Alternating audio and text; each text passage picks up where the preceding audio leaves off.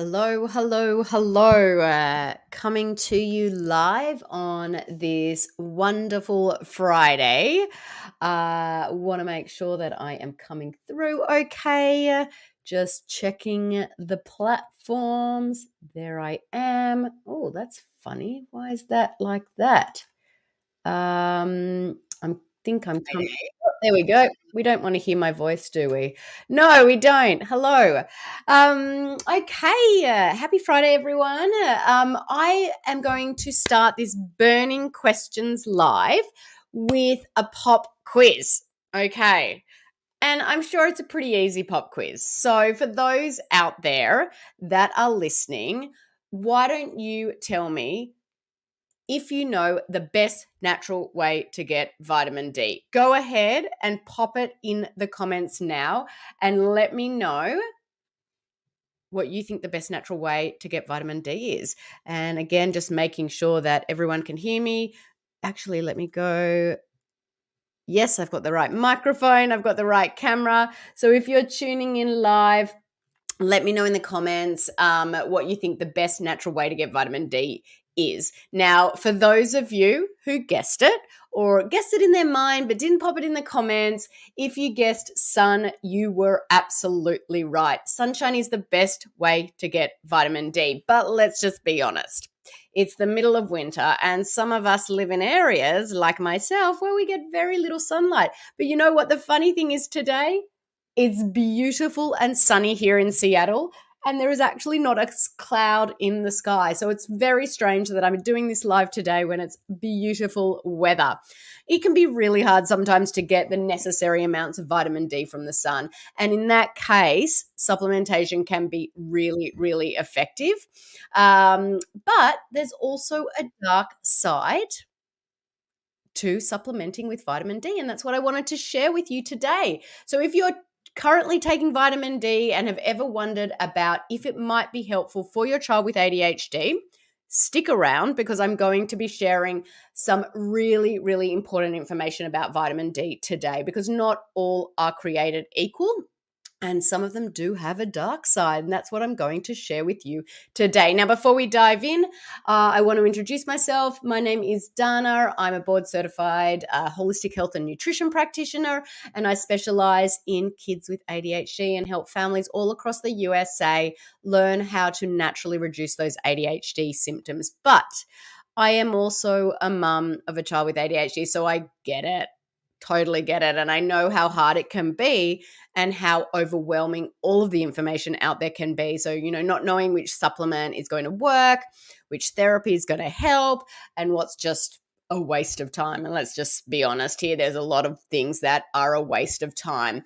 Now, that's why I do these lives each and every week, because I want to give you the most accurate, up-to-date information on what is worth your time and worth your effort and worth your money and what is not. So let's get started.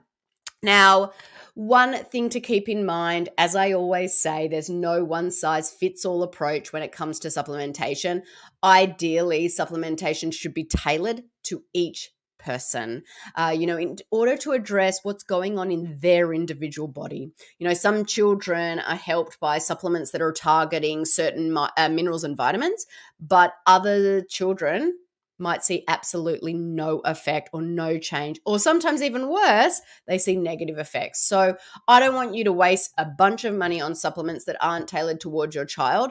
But when I first started on this journey with my son, that's exactly what I did. I spent an absolute fortune trying this supplement and that supplement that someone said was the miracle cure for their child. And in the end, most of these supplements didn't help my son at all. One of them, I remember, actually made his behavior even worse. So what I like to tell families that I work with instead is to try and get a lot of the nutrients from food first.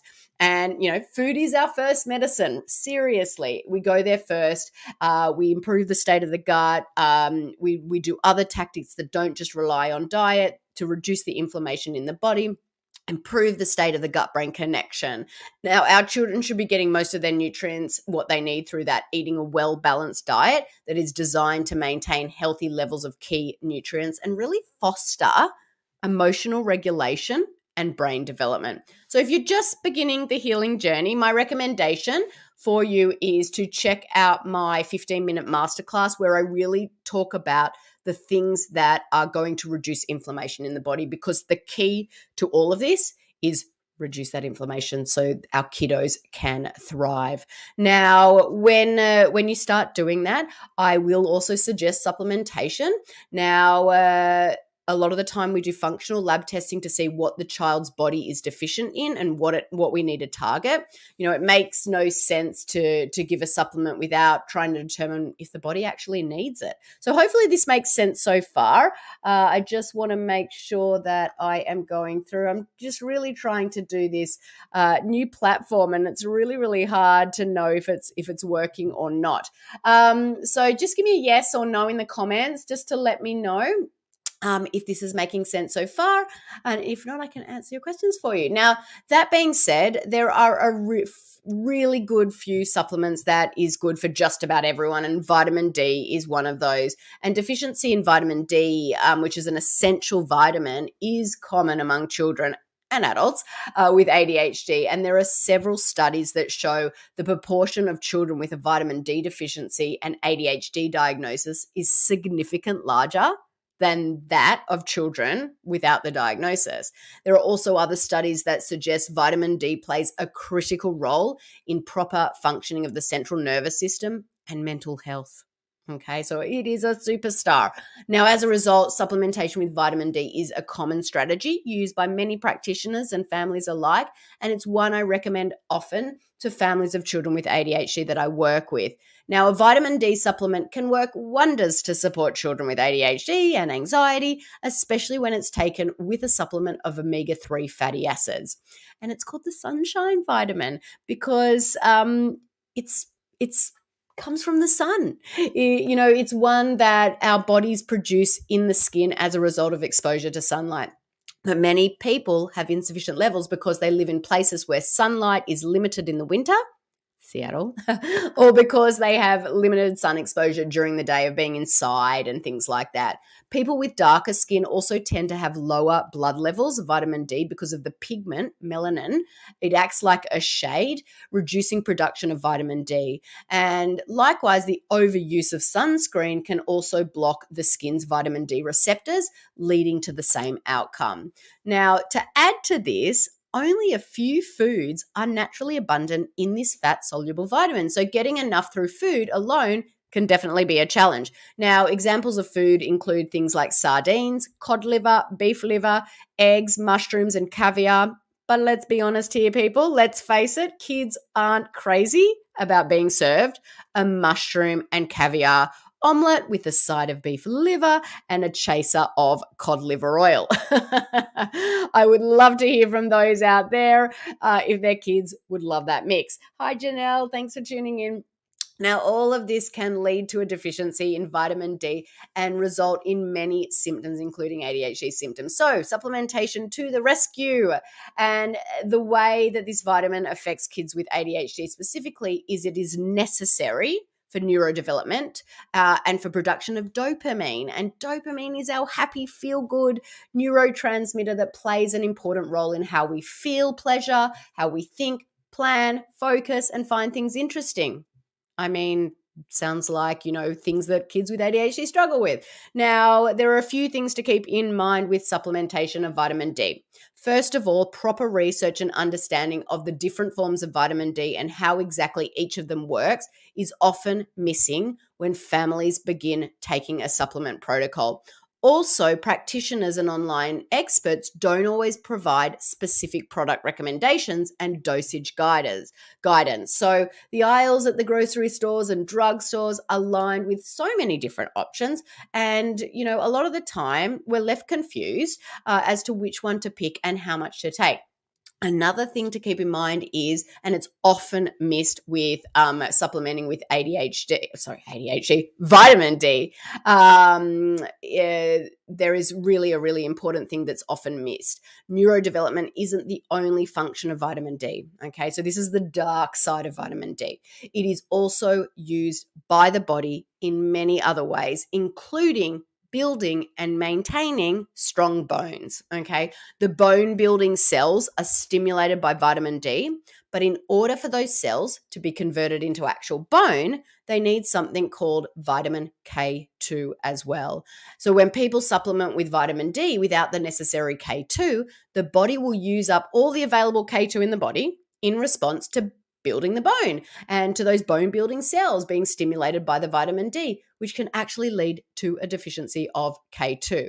So when we are low in K2, we can experience symptoms such as cardiovascular problems, heart disease, among others. Now, we certainly don't want our supplements to create problems in other parts of our bodies, do we? Particularly when this has to do with bone development for our growing kids and the health of their heart. Now, this is why it's so important to make sure the supplements that you use are thoughtfully formulated. My favorite vitamin D supplement is called Shine Thrive, and I love this one because of the formulation.